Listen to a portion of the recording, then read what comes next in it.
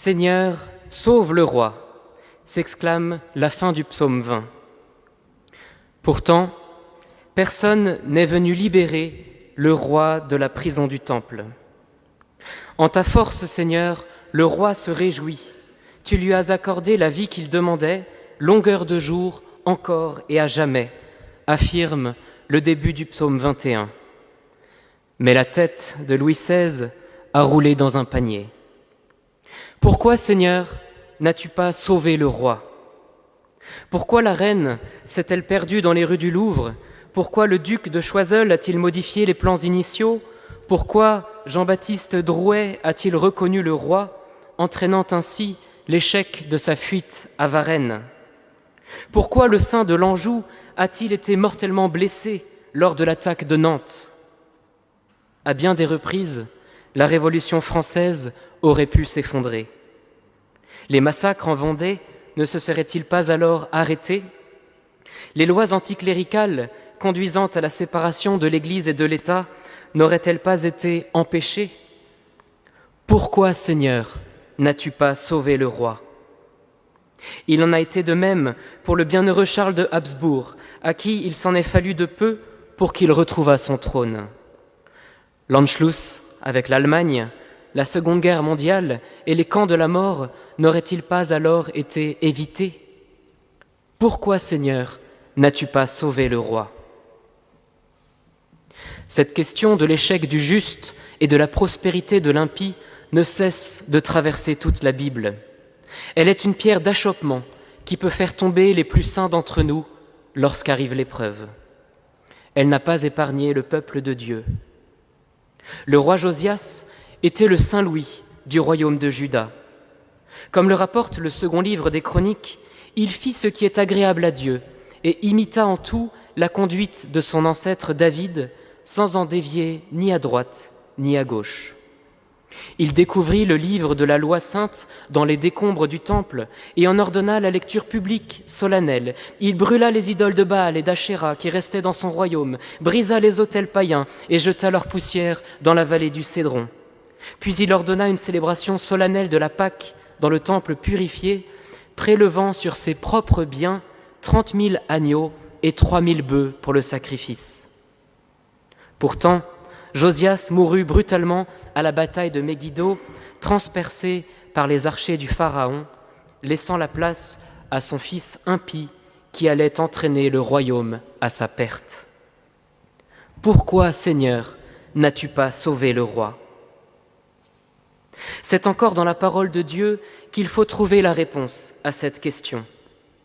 Vos pensées ne sont pas mes pensées, et mes voix ne sont pas vos voix.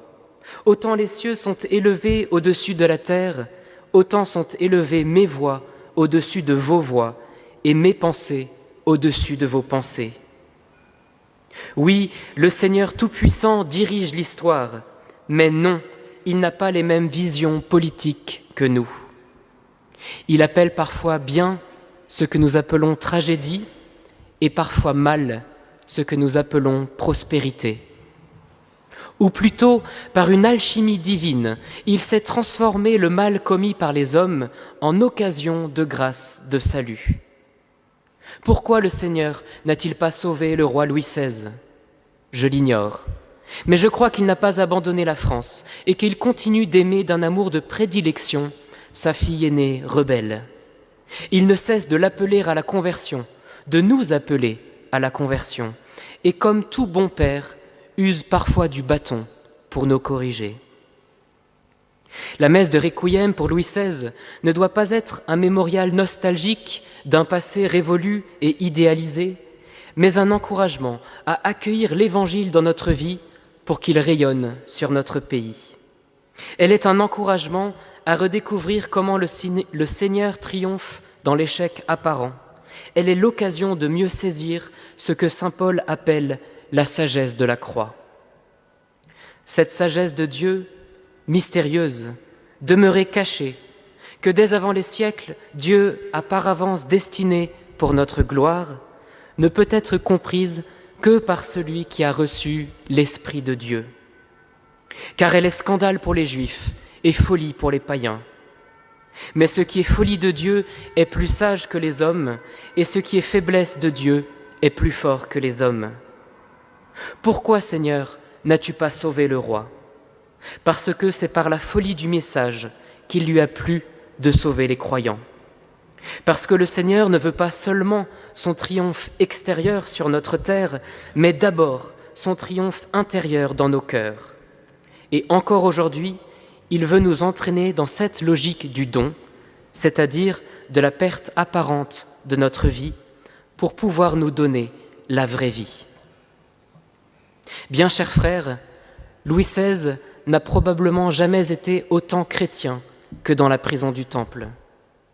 Comme il le dit si bien dans son testament spirituel, acceptons avec lui de mourir dans l'union de notre Sainte Mère l'Église catholique, apostolique et romaine, qui tient ses pouvoirs par une succession non interrompue de Saint-Pierre auxquels Jésus-Christ les a confiés.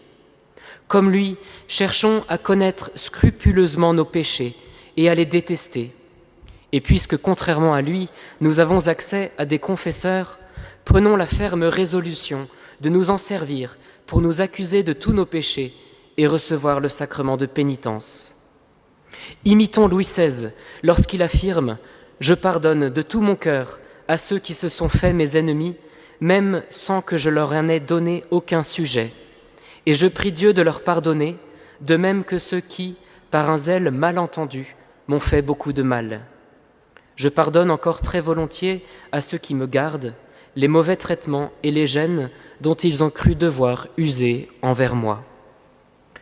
Car si le Seigneur n'a pas même sauvé le roi son fils, c'est pour que, par ce divin roi, nous soyons sauvés. Amen. Au nom du Père et du Fils et du Saint-Esprit. Amen.